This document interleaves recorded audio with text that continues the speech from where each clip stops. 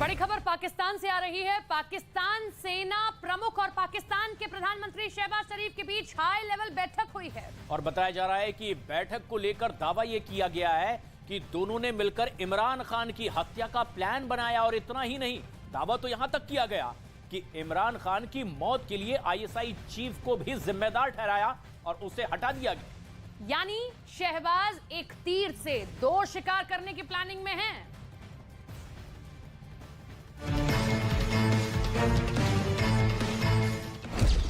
पाकिस्तान में एक फोटो ने मचाई खलबली।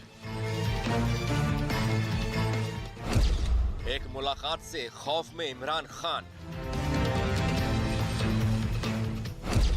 एक बैठक में तैयार हुआ खौफनाक प्लान। पाकिस्तान से सामने आई एक फोटो के बाद जो खबरें सामने आई वो बेहद चौंकाने वाली हैं।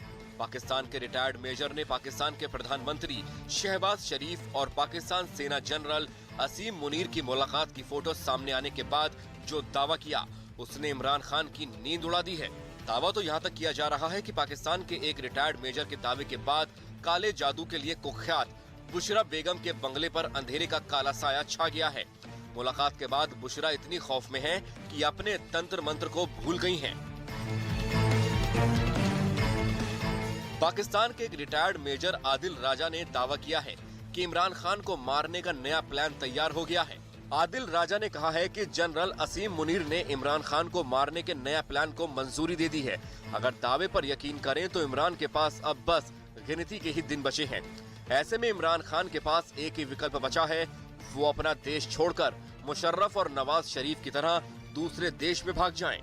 आदिल राजा ने जो दावा किया है उसमें यह भी साफ कर दिया गया है कि इमरान खान की हत्या के बाद किसे बलि का बकरा बनाया जाएगा, यानी इमरान की जान के लिए किसकी कीमत लगाई जाएगी। आदिल राजा का दावा है कि गुरुवार को शहबाज शरीफ और जनरल मुनीर की जो मुलाकात हुई उसमें तैयार प्लान को अमल में लाने के बाद आईएसआई चीफ को बदल दिया जाएगा, जिससे लोग ना भड़कें। पीएम हाउस में जो सीक्रेट मीटिंग हुई इसे लेकर सरकार दावा कर रही है कि बैठक में देश की आंतरिक और बाहरी सुरक्षा स्थिति पर चर्चा की गई। लेकिन इस खबर के बाद नियाजी खौफ में है, क्योंकि इससे पहले भी रैली के दौरान इमरान खान पर हुआ हमला ज्यादा पुरानी बात नहीं है। कंगाल पाकिस्तान भूखमरी की कगार पर है। जनता के पास खाने के लिए रोटी नहीं है और देश दिवालिया होने जा रहा है। कोई भी देश उसे कर्ज तक देने को तैयार नहीं है। इस वक्त वो हर एक देश में कटोरा फैलाए हुए है, लेकिन उसे कोई कर्ज नहीं दे रहा है। और ऐसे में कर्ज के लिए अब आईएमएफ की शर्त मानने के लिए पाकिस्तान सरकार मजबूर नजर आती है। पाकिस्तान सरकार अपनी जनता को बिजली का झटका देने जा रही है।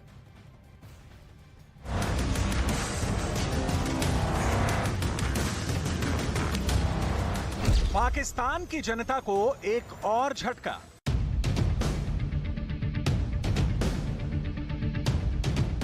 बिजली बिल ने लगाया 440 वोल्ट का करंट।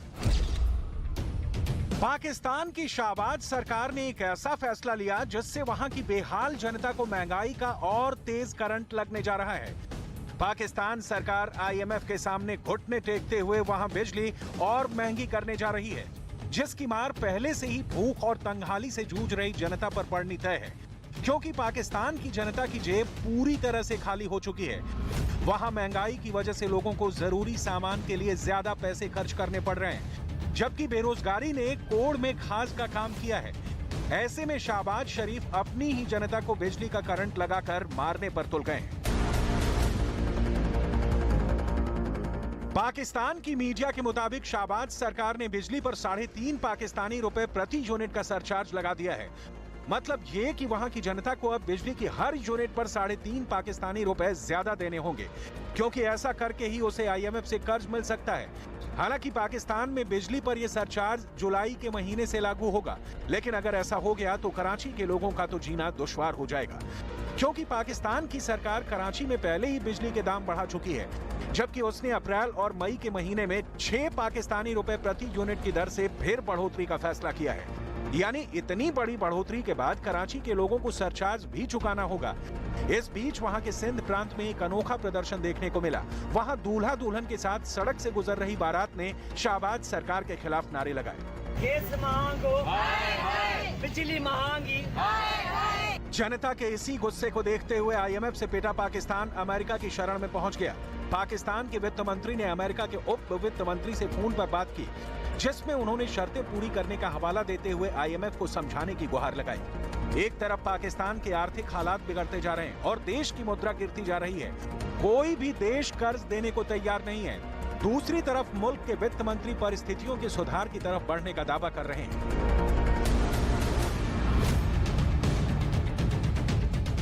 पाकिस्तान के वित्त मंत्री इशाक डार ने गुरुवार को कहा कि पाकिस्तान अगले हफ्ते अंतर्राष्ट्रीय मुद्रा कोष के साथ एक स्टाफ लेवल एग्रीमेंट पर साइन करेगा।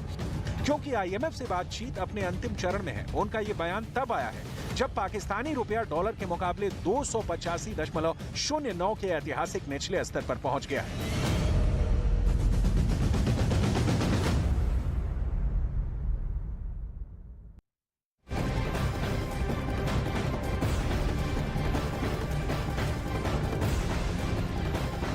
बड़ी खबर आपको बता दें, लोकसभा में राहुल गांधी के खिलाफ दायर अवमानना नोटिस पर लोकसभा की समिति ने कार्रवाई शुरू कर दी है। दरअसल झारखंड के गोड्डा से बीजेपी सांसद निशिकांत दुबे ने राहुल गांधी के खिलाफ 7 फरवरी को अवमानना का नोटिस दिया था। निशिकांत दुबे को लोकसभा की समिति ने 14 मार्च को सुनवाई के लिए भी बुलाया।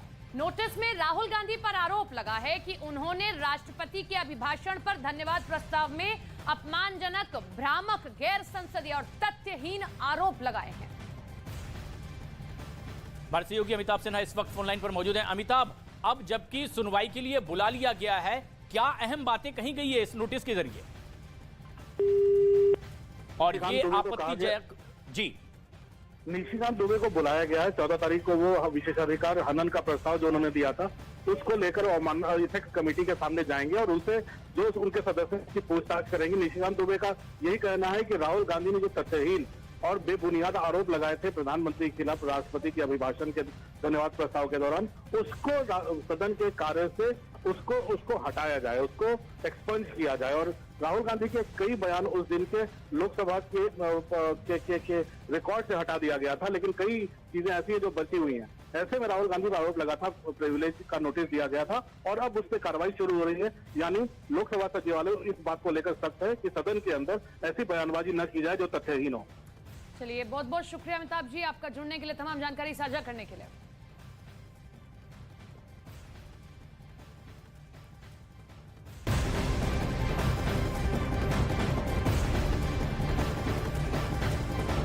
वहीं आबकारी घोटाले पर बीजेपी ने अब केजरीवाल सरकार के खिलाफ मोर्चा खोल दिया है। दिल्ली बीजेपी ने जन जागरण अभियान शुरुआत की है और बीजेपी ने मुख्यमंत्री अरविंद केजरीवाल पर निशाना साधते हुए उनके इस्तीफे की मांग की है। बीजेपी ने आरोप लगाया है कि दिल्ली में शराब घोटाला हुआ है और बिना मुख्यमंत्री की इजाजत के ऐसा हो नहीं सकता। दिल्ली के लक्ष्मीनगर चौक पर बीजेपी के ये कार्यकारी अध्यक्ष वीरेंद्र सचदेवा, रामवीर बिधूड़ी समेत कई ऐसे नेता हैं जो मौजूद हैं और वहां प्रदर्शन कर रहे हैं। दिल्ली इसी कड़ी में बीजेपी ने दिल्ली में जगह जगह सिसोदिया के पोस्टर भी लगाए हैं।